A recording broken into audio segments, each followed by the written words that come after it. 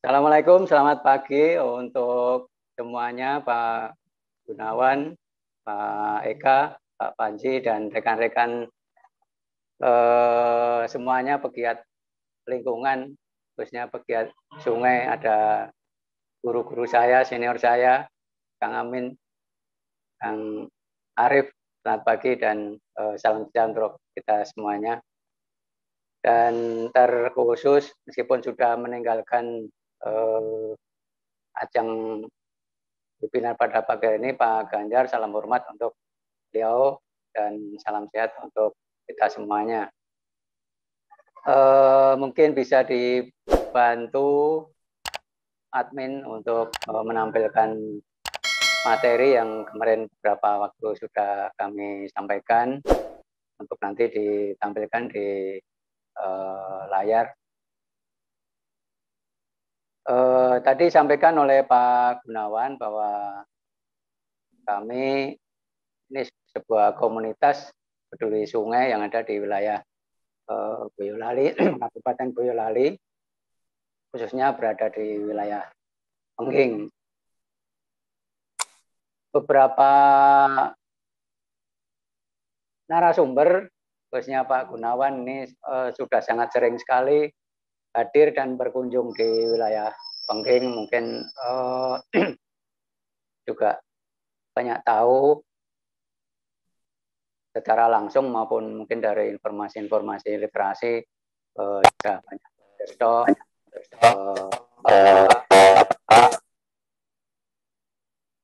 situasi di lingkungan mengawali berbagi informasi saja bahwa atau Suparyanto yang memberikan amat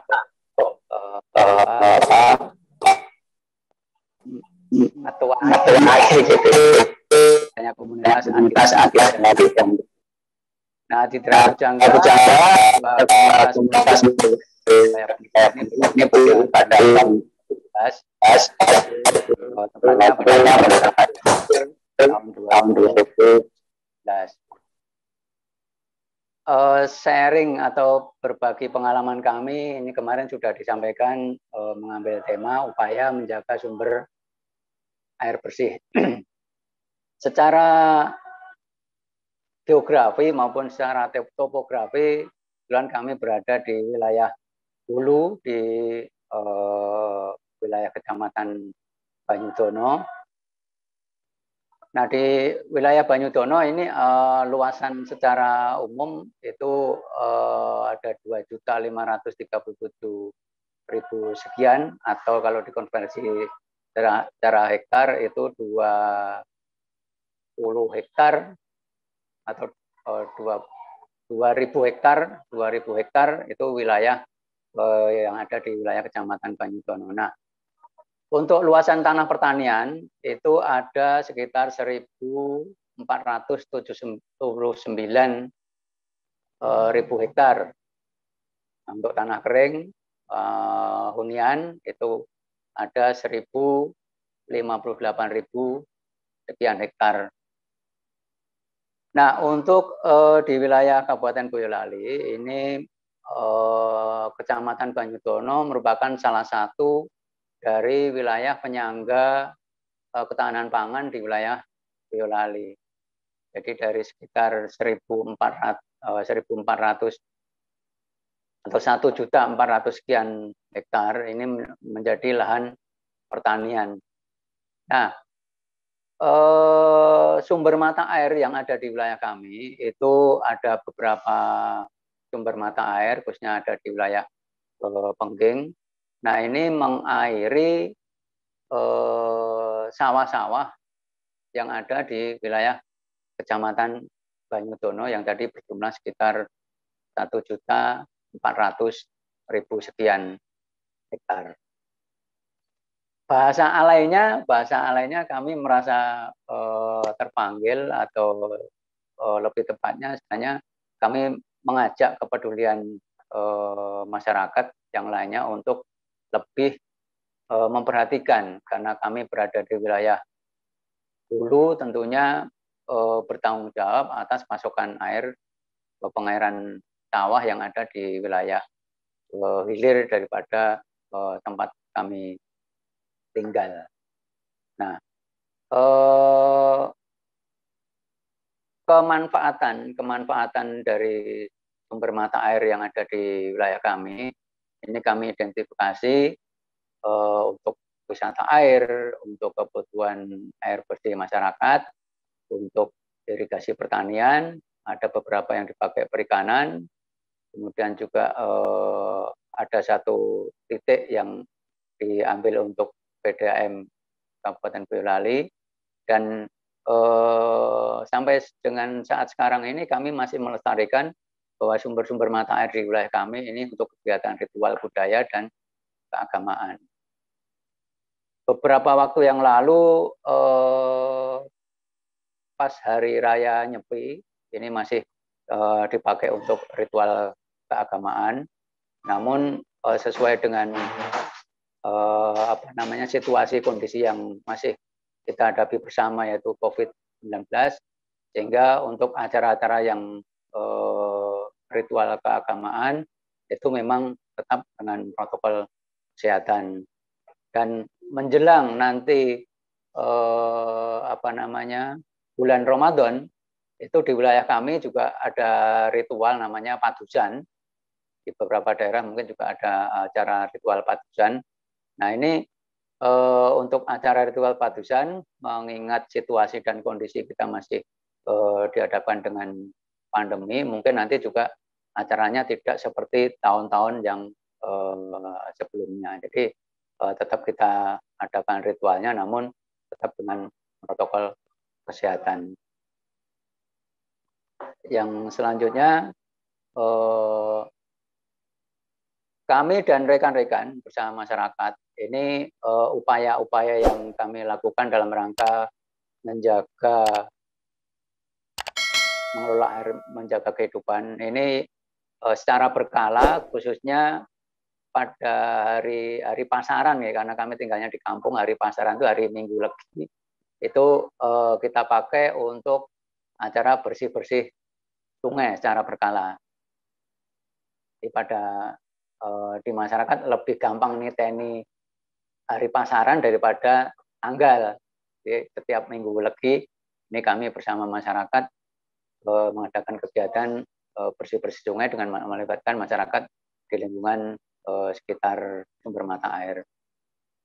Kemudian yang kedua, kami menyampaikan sosialisasi kepada masyarakat dan lingkungan lewat pertemuan-pertemuan RT RW yang secara terbatas juga masih kami adakan, tentunya dengan memperhatikan protokol kesehatan. Nah itu kami juga menyampaikan sosialisasi kepada masyarakat. Nah sudah beberapa tahun terakhir ini beberapa kawan pegiat sungai di wilayah Pengging, kami diberikan kesempatan oleh Balai Besar Wilayah Sungai Bengawan Solo. Beberapa kawan ini ada yang dipekaryakan, itu menjadi pekarya sungai.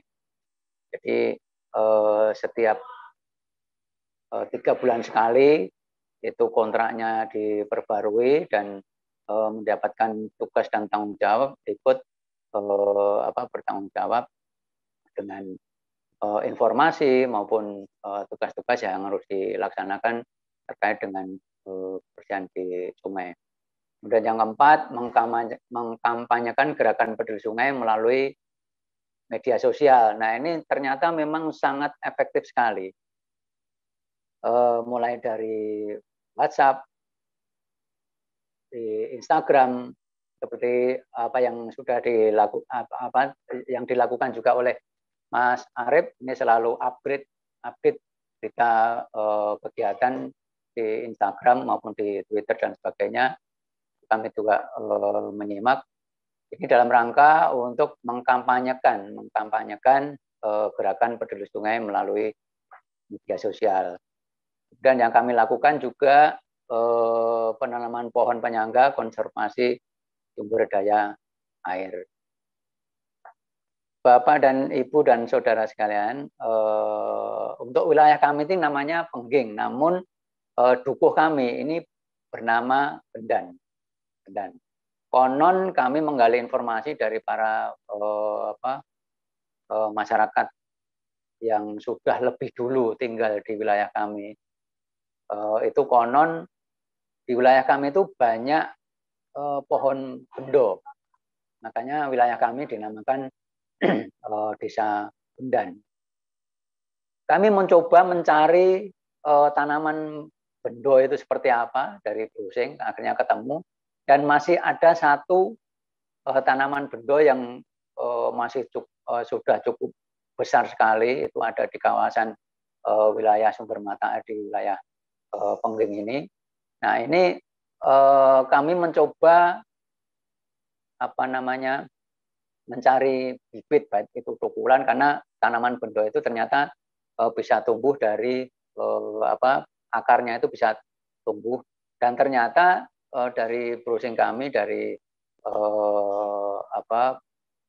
informasi yang kami dapat, bendo ini memang salah satu tanaman dari beberapa tanaman yang memang direkomendasi untuk menjaga konservasi air. Kita nanti bisa browsing tanaman bendo itu seperti apa. Sekilas bentuknya adalah bentuk daunnya adalah seperti daun dukun, atau di kampung itu namanya kluweh. Sekilas seperti itu. Jadi bisa cukup besar. Taman bendo di wilayah kami itu masih ada. Nah ini akan kami terus galakkan ketika nanti kami mendapatkan bibit bendo ini, akan kami sebarluaskan, kami tanam di wilayah Dukuh Desa Bendan kami. Yang berikutnya. Nah, ini kami mendokumentasikan salah satu gambar yang kami melakukan sosialisasi di pertemuan-pertemuan paguyuban RT RW, dan ini dokumentasi ini sudah beberapa waktu yang lalu sebelum pandemi. Kendala yang kami hadapi atau kita hadapi bersama, ya, menjadi permasalahan kita bersama, ini adalah kurangnya kesadaran masyarakat membuang sampah. Banyak sekali kawan-kawan pegiat sampah, ada Mbak Titi, ini juga guru saya, pegiat sampah. Kami selalu berguru pada beliau tentang bagaimana mengelola sampah ini secara baik, benar, dan bijak. Kemudian permasalahan atau kendala yang dihadapi di wilayah kami ini, Pengging ini adalah suatu daerah kawasan wisata, khususnya wisata air, kemudian wisata religi, karena di wilayah kami ini banyak peninggalan budaya, ada makam Yosodipuro, ada makam Kebu Kenongo, ada makam Eyang Yosodipuro itu Saiful Sarip, konon punya nama Saiful Sarip. Jadi dengan adanya kawasan ini memang cukup menarik bagi masyarakat, sehingga di wilayah sekitar Pengging ini sekarang sudah muncul banyak sekali klaster-klaster perumahan. Nah, dampaknya yang kami cermati, ini klaster perumahan ini juga akhirnya menimbulkan permasalahan-permasalahan yang baru. Resapan air yang makin berkurang, tata kelola drainase yang mungkin juga harus selalu kita perhatikan, kita kawal. Kemudian permasalahan sampah yang juga semakin kompleks. Karena dengan munculnya klaster perumahan yang baru, ini ternyata memang berbanding lurus adanya penghuni baru, artinya pencipta sampah baru. Berdasarkan penelitian ini, setidaknya kita itu menciptakan sampah setiap hari tidak kurang dari 2 kilo sampah. 2 kilo sampah. Padahal kalau desa di wilayah kami itu ada masyarakatnya sekitar 5.000 jiwa, berarti sudah ada 10 ton sampah setiap hari yang diciptakan. Nah, ini menjadi permasalahan-permasalahan atau kendala yang kita hadapi. Yang ketiga adalah kurangnya kepedulian masyarakat dalam menjaga kebersihan sungai. Kami komunitas peduli sungai ini tidak menjadi sebuah menyuruh orang melakukan, tapi kami lebih nyaman memberikan contoh. Jadi melalui kegiatan-kegiatan kami, melalui apa yang kami lakukan, ini setidaknya di wilayah kami sudah ada tumbuh satu masyarakat kepedulian sungai itu di wilayah lebih hilir daripada hulu di wilayah kami, ada di RT, dan bahkan itu sudah lintas desa. Desanya itu di desa Jembungan. Nah, diinisiasi oleh Pak RT-nya, mereka juga setiap kami melakukan kegiatan ada support dari warga di wilayah Jembungan, tapi masih dalam wilayah Kecamatan Banyudono. Nah, ini begitu juga sebaliknya, kalau di wilayah Dukuh Jembungan ini juga ada satu kegiatan, kami dan kawan-kawan juga support untuk membantu melaksanakan kegiatan di wilayah Dukuh Jembungan ini. Yang berikutnya, Ibu.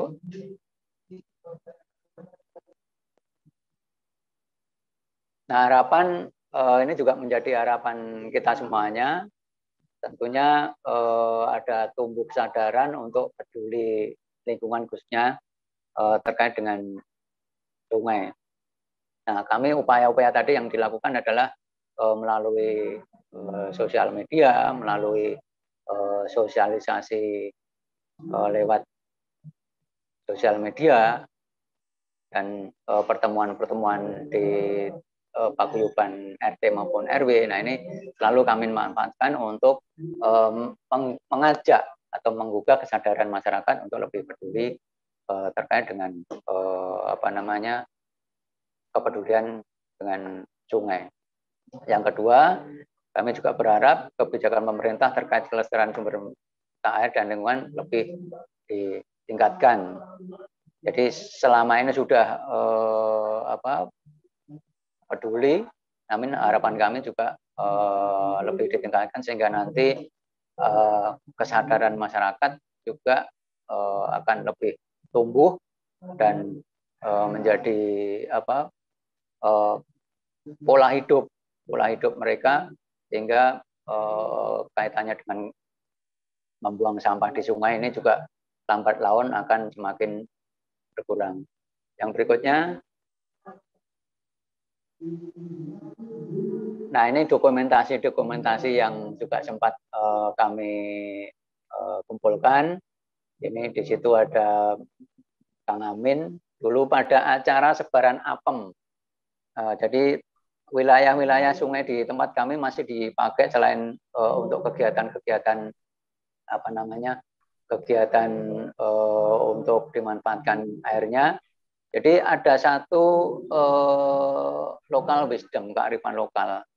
Di wilayah kami ini masih dilaksanakan adanya ritual sebaran apem. Biasanya jatuh pada hari Jumat. Ini identik dengan sebaran apem yang ada di Jatinom, di wilayah Klaten. Nah, di Pengging ini juga ada ritual budaya sebaran apem. Nah, terkait dengan ketermanfaatan sungai, sehari menjelang kegiatan ritual sebaran apem pada malam harinya, malam Jumat, ini biasanya diadakan larungan. Baru beberapa tahun ini kegiatan sebaran apem ini dilaksanakan dilaksanakan di Pak Gus, Pak Kun. Waktunya sudah habis. Oke. Siap Pak. Siap. Jadi ini juga dokumentasi ada tulisan di pinggir sungai ini sebagai bentuk kepedulian masyarakat dengan caranya. Tulisannya Yus digawe seadanya, kemudian medianya juga itu tulisan triplek. Nah ini bentuk-bentuk ekspresi dari masyarakat di lingkungan kami itu yang mungkin ada agak ekstrim ya, agak ekstrim tulisannya itu seperti itu. Selanjutnya,